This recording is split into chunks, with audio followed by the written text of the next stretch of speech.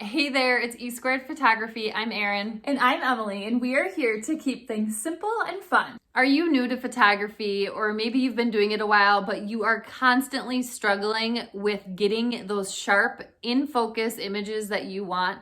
Well, we're here to share how you can get those amazingly sharp images right now. And make sure to stick around until the end because we have something special just for you. We promise by the end of this video today that you're gonna leave with sharper images.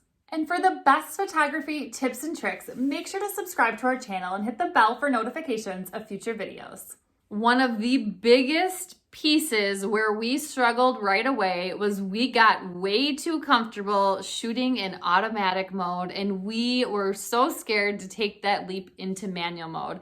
But we do want to say, when it comes to getting those sharp images, understanding manual mode is so incredibly important.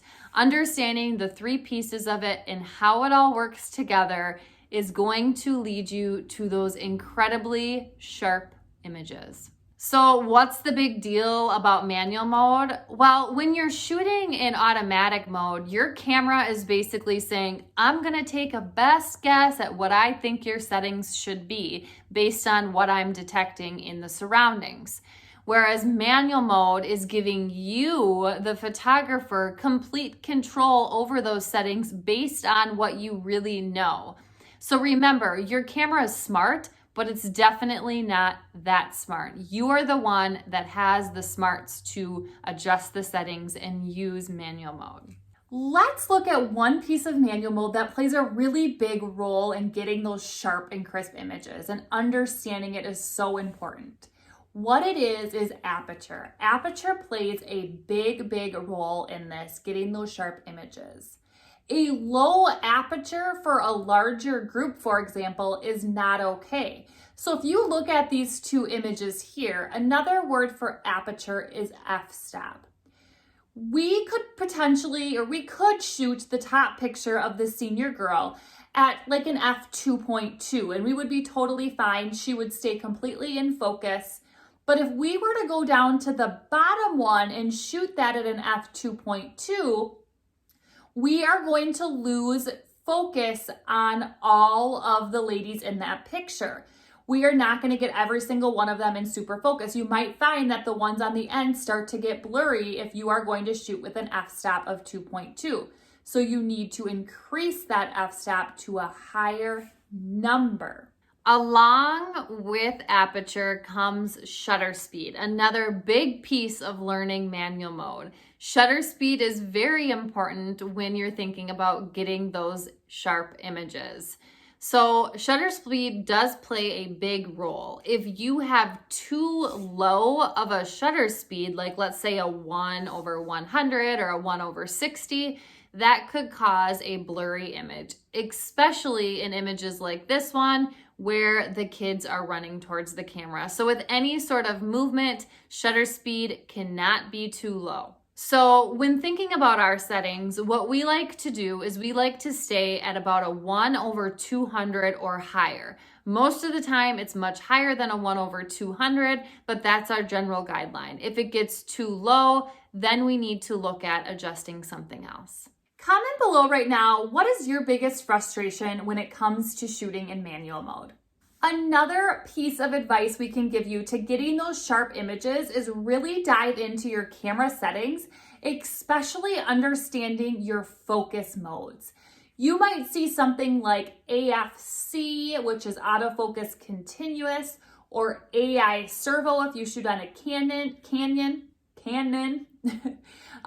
or any other options to shoot in. Now, we typically always shoot on AFC, autofocus continuous, for our focus mode on our camera because we deal with a lot of motion shots, especially with families with little kids. They are constantly moving. So using AFC or AI servo is going to allow us to get even sharper images. So make sure you understand what those settings are and what you have your set to for what you are shooting. One of the biggest frustration comes when any sort of movement is added. Now, really, Even if you have an older person modeling for you and they're sitting down, there's still a little movement and there could be a little error there.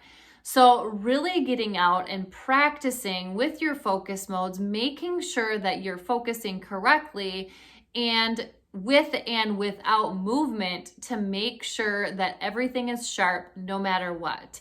So getting out, having your subject walk towards you, run towards you, getting and trying to shoot maybe sports photography, whatever it might be, practice with that movement photography. It's going to help you understand focus more and more. One thing we get asked a lot is if we use a tripod when we're shooting, and we don't because we are moving around to different spots while we're shooting so much.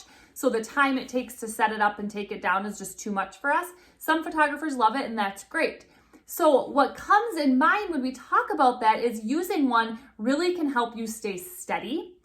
But we recommend really focusing when you're shooting on getting a steady stance or squat or whatever it is to make sure that you are getting crisp images, because just a slight movement of your camera body can really cause blur. There's also some lenses with a shake reduction, vibration reduction that's going to give you those, it's gonna help you out. So make sure that is also turned on if you have that on your lens. And even better, if you're out shooting near buildings or trees, use that, prop yourself against it. It's gonna stabilize you that much more. And remember, when it comes to anything related to photography, practice, practice, practice. The more practice you get, the sharper images will come, we promise. And we've been photographing now for 5 years, and we will tell you that we don't always, not every single image that comes out of our camera is crisp. So we take a lot of images, we've practiced a lot, so more and more are crisp than they used to be. So practice is key, but don't get down on yourself if you do get some out of focus images. It's completely normal. So if you're at a session and you pose your subject, don't just take one shot of them, take a bunch, because you never know which one or which one won't be, will or will not be in focus. We hope that this was helpful for you today and help you give you some ideas on how you can get sharper images. Now, if you are just starting out and you're wanting to learn manual mode or dive deeper into learning manual mode, we have a free guide, a free worksheet for you down in the description below that is going to walk you through all the parts of manual mode and help you feel confident shooting. If you enjoyed this video today, make sure to like it, subscribe, and share with a friend so we know to make more videos just like this one. And if you don't already, make sure to follow us at e2photography because we have something big coming just for you. And we will see you next time.